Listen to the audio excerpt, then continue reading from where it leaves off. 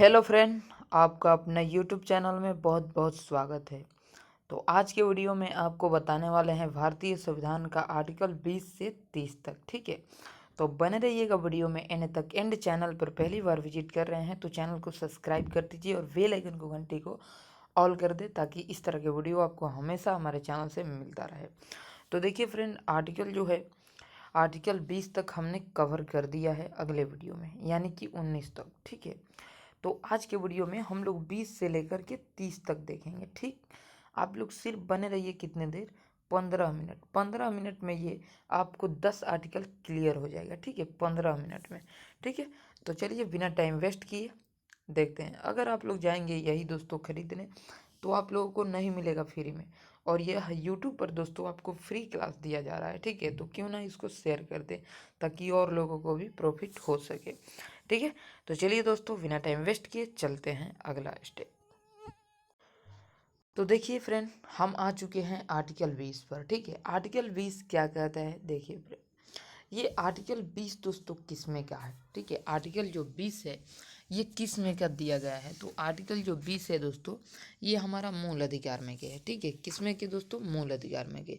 मूल अधिकार देखेंगे दोस्तों तो भाग 3 में है। मूल अधिकार किस में है दोस्तों? भाग 3 में है। और ये दोस्तों कितना से कितना तक है, यानी कि मूल अधिकार कहाँ से कहाँ तक है?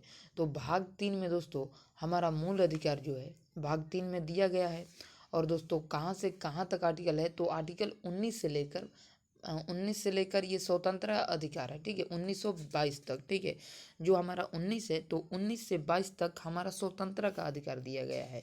और जो हमारा मूल अधिकार है वो दोस्तों कहाँ से गए, यानी फंडामेंटल राइट्स, वो दोस्तों 12 से लेकर 35 तक दिया गया है।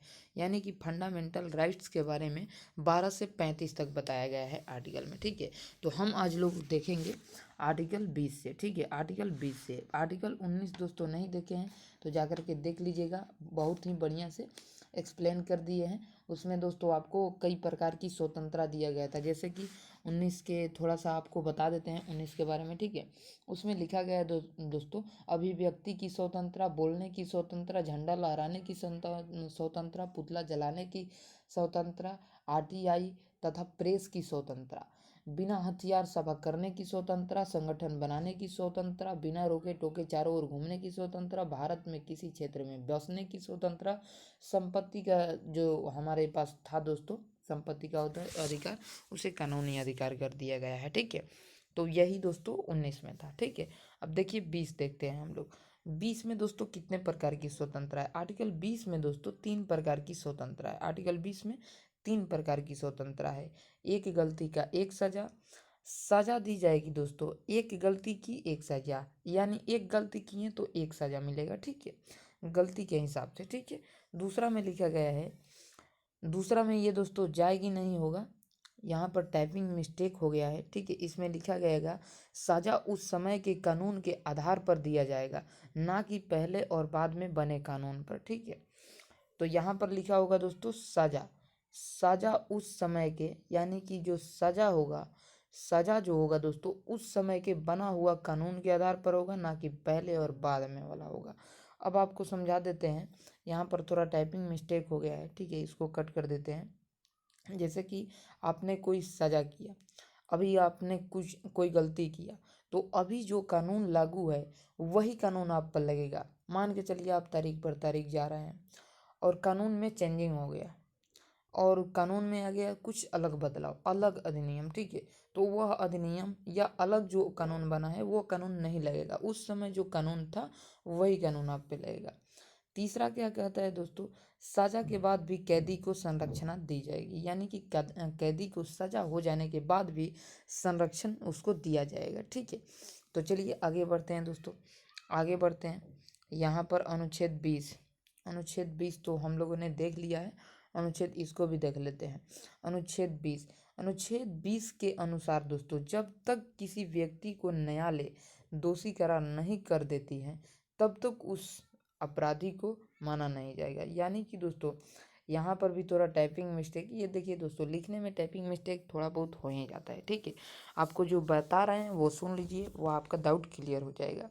यह कह रहा है दोस्तों कि आर्टिकल 20 यानी कि अनुच्छेद 20 के अनुसार जब तक किसी व्यक्ति को न्यायालय सजा नहीं दे देता या दोषी करार नहीं दे देता है, तब तक जनता के कोई भी व्यक्ति उसको अपराधी नहीं कह सकता है।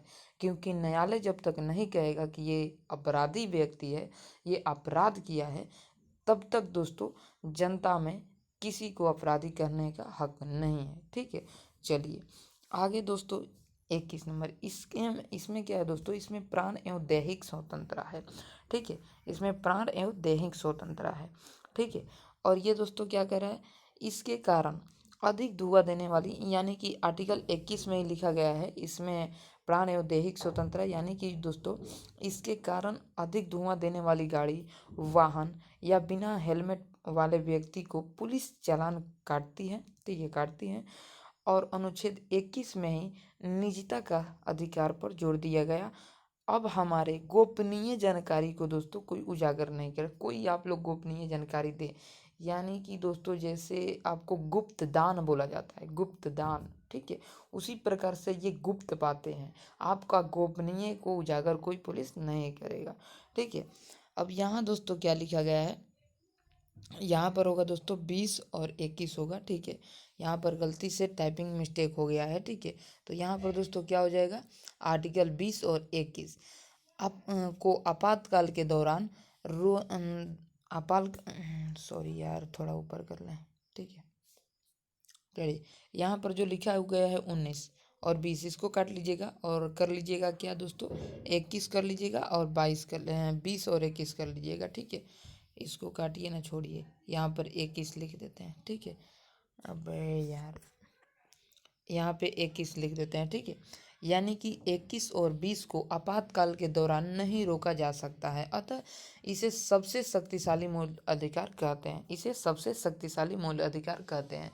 क्यों कहते हैं दोस्तों 21 और 20 को, 21 और 20 को क्यों कहते हैं, क्योंकि आपातकाल जब लगेगा दोस्तों कोई राज्य में या पूरे देश में, तो 20 और 21 को नहीं रोका टोका जाएगा। ठीक है, चलिए आगे बढ़ते हैं दोस्तों 22 नंबर आर्टिकल कहता है, इसमें दोस्तों 3 प्रकार की स्वतंत्रता दी गई है। ठीक है, इसमें कितने प्रकार की स्वतंत्रता दी गई है, 3 प्रकार की दी गई है। इसमें 3 प्रकार की स्वतंत्रता दी गई है, जो गिरफ्तारी से दोस्तों क्या करता है, संरक्षण करता है, यानी कि संरक्षण का तात्पर्य रक्षा करता है, गिरफ्तारी से रक्षा करता है। जैसे कि व्यक्ति को गिरफ्तार करने से पहले वारंट कारण बताना जरूरी होता है।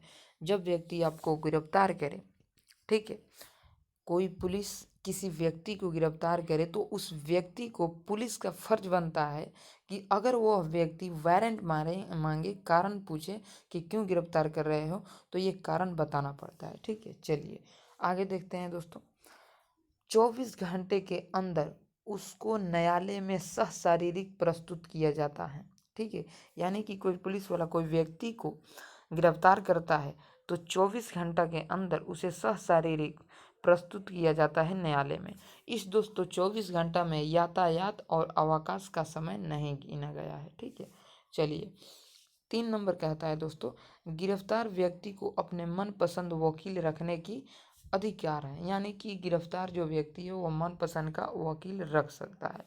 ओके, चलिए आगे देखते हैं दोस्तों 23 नंबर। 23 नंबर क्या कहता है, 23 नंबर क्या कहता है दोस्तों, ध्यान दीजिएगा। 23 नंबर कहता है फ्रेंड, 23 नंबर, बाल श्रम जबरदस्ती श्रम, यानी कि दोस्तों बाल श्रम जबरदस्ती श्रम का मतलब अब डिटेल में आपको बता देते हैं, जैसे कि प्रैक्टिकल के रूप में आप लोग समझ पाए ये क्या होता है। ठीक है, जैसे कि बलात् श्रम आपको नहीं समझ में आ रहा है कि बलात् श्रम क्या है, तो आप लोग एक भाषा में समझिएगा और जो हम समझाएंगे उसको ध्यान से सुनिएगा तो समझ में आ जाइएगा। ठीक है, बलात् श्रम जबरदस्ती श्रम तथा बेरोजगारी, बिना वेतन पर रोक लगाया गया, किंतु राष्ट्रीय सुरक्षा में यहाँ पर राष्ट्रीय सुरक्षा में, यहाँ पर दोस्तों यहाँ पर जो गलत लिखा गया है मुद्दा होगा। ठीक है, मुद्दा होगा। ठीक है, मुद्दा राष्ट्रीय सुरक्षा के मुद्दा पर दोस्तों बालात श्रम बेगारी कराया जा सकता है। अब दोस्तों हमारा भाषा सुनिएगा, ये तो लिखा हुआ है, अब आपको याद कैसे करना है ये सुनिए।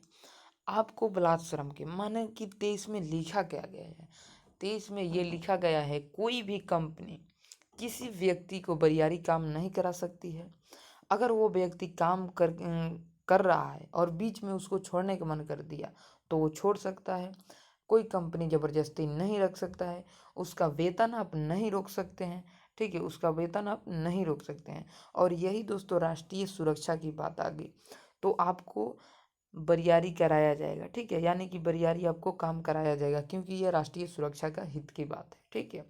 आपको बिना वेतन का भी काम करना पड़ेगा राष्ट्रीय सुरक्षा में, ठीक है। चलिए आगे दोस्तों देखते हैं 24 नंबर। 24 वर्ष, यहाँ पर देखिए, यहाँ पर भी टाइपिंग मिस्टेक है, यहाँ पर 14 होगा, ठीक है। 14 वर्ष से कम उम्र के बच्चों को खतरनाक काम नहीं लगाया जा सकता है, यानी कि खतरनाक काम में नहीं लगाया जा सकता है 14 वर्ष से नीचे के बच्चों को। जैसे हो गया कि गर्म लोहा को खींचना, ठीक है, या हो गया दोस्तों कि क्या बोलते हैं, वेल्डिंग का काम, ये सब हो गया, ये सब नहीं कराना है, ठीक है, 14 वर्ष से कम उम्र के बच्चों को, ठीक है। आगे देखते हैं 25 नंबर। 25 नंबर कहता है अंतःकरण की चर्चा, अर्थात व्यक्तिगत धार्मिक स्वतंत्रता की चर्चा है। इसके तहत सिखों को कृपाण तलवार रखने की स्वतंत्रता है, मुसलमानों को दाढ़ी रखने की स्वतंत्रता है, हिंदुओं को टीका रखने की स्वतंत्रता है, ठीक है। आगे 26 नंबर क्या कहता है। 26 नंबर कहता है दोस्तों इसमें सामूहिक स्वतंत्रता है। इसमें क्या है दोस्तों, सामूहिक धार्मिक स्वतंत्रता है। इसी के तहत दोस्तों यज्ञ, हवन, सड़क पर नमाज पढ़ने की अनुमति है। जैसे कि मान के चलिए कोई व्यक्ति सड़क है, ठीक है, ये सड़क है और कोई मुसलमान व्यक्ति यहाँ पर बैठकर नमाज कर रहा है, ठीक है, क्या कर रहे हैं, नमाज कर रहा है। तो नमाज में उसे कोई रोक नहीं सकता है, चाहे कोई पुलिस वाला हो, चाहे वो ड्राइवर हो, चाहे वो बस वाला हो। क्यों दोस्तों, क्योंकि उसको स्वतंत्रता संविधान में दिया गया है कि वो रोड पर नमाज पढ़ सकता है, ठीक है, सड़क पर नमाज कर सकता है, ठीक है। चलिए आगे देखते हैं 27 नंबर। 27 नंबर क्या कहते हैं। 27 नंबर कहता है फ्रेंड धार्मिक कार्यों के लिए रखा गया धन पर टैक्स नहीं लगेगा, यानी कोई व्यक्ति धार्मिक कार्य के लिए टैक्स रखा हुआ है पैसा किसी धार्मिक कार्य करने के लिए, तो उस पर दोस्तों क्या है कि टैक्स नहीं लगेगा, ठीक है। चलिए आगे, संस्कृत एक भाषा है ना कि दोस्तों हिंदू धर्म का धर्म शिक्षा है, ठीक है, संस्कृत का है एक भाषा है ना कि दोस्तों धर्म एक शिक्षा है, ठीक है। और दोस्तों उर्दू भी क्या है दोस्तों, उर्दू हो गया, अरबी हो गया, ठीक है, ये सब भी क्या है दोस्तों एक भाषा है ना कि इस्लाम धर्म की शिक्षा। संस्कृत हो गया, किसी धर्म की शिक्षा नहीं है, ये एक भाषा है। सरकारी मदरसा अनुच्छेद 28 उल्लंघन नहीं है, ठीक है, यानी कि दोस्तों ये 28 के आर्टिकल 28 के अनुसार ये उल्लंघन नहीं है। अब आर्टिकल देखते हैं 28। आर्टिकल 28 में लिखा गया है अल्पसंख्यकों को हितों की संरक्षण, ठीक है, अल्पसंख्यकों के हितों की संरक्षण है, ठीक है। इसमें दोस्तों अल्पसंख्यकों की रक्षा है और कहा गया है कि किसी भी अल्पसंख्यक को इसकी भाषा या संस्कृति के आधार पर किसी सदन में प्रवेश से नहीं रोका सकते हैं, यानी कि किसी सदन में प्रवेश से नहीं रोक सकते हैं, ठीक है। तो आशा करते हैं आप लोग समझ गए होंगे। अभी 28 को और थोड़ा डिटेल में हम बता देते हैं, ठीक है। 28 को क्या करते हैं और डिटेल में आपको बता देते हैं कि 28 आखिर क्या कहता है, ठीक है। आर्टिकल 28 क्या कहते हैं, सरकारी धन से चल रहे संस्था में धार्मिक शिक्षा नहीं दी जाएगी। 28 का केवल यही कहना है। 28 में जो लिखा गया है ये गलत लिखा गया है, ठीक है, गलत लिखा गया है। 28 में सिर्फ इतना लिखा गया है सरकारी धन से चल रहे संस्था पर धार्मिक शिक्षा नहीं चलेगी, यानी कि सरकारी धन से चल रहे संस्था पर टैक्स कर रहे हैं, ठीक है, वहाँ पर क्या होगा, धार्मिक शिक्षा नहीं दी जाएगी, ठीक है, बस यही लिखा गया है। अब दो तीन चीज़ें यहाँ पर आर्टिकल 30 में क्या है दोस्तों, आर्टिकल 30 में क्या है, आर्टिकल 30 में है अल्पसंख्यकों को शिक्षा की संरक्षण, यानी कि बेहतर से बेहतर जाने। तो सुनिए नीचे दिया गया है, हाँ नीचे तो दिया गया है, इसको देख लेते हैं। अल्पसंख्यक यदि बहुसंख्यक के बीच शिक्षा लेने से संकोचते हैं रहे हैं, अल्पसंख्यक अपने मनपसंद यानी कि अपने पसंद का संस्था खोल सकते हैं, सरकार उन्हें धन देगी, ठीक है। अब सुनिए दोस्तों क्या कह रहा है, यह कह रहा है दोस्तों आर्टिकल 30 अल्पसंख्यक जो है वह दोस्तों बहुसंख्यक में पढ़ने से संकोचता है, अपने आप को कोसता है कि मैं इसके साथ ना पढूं।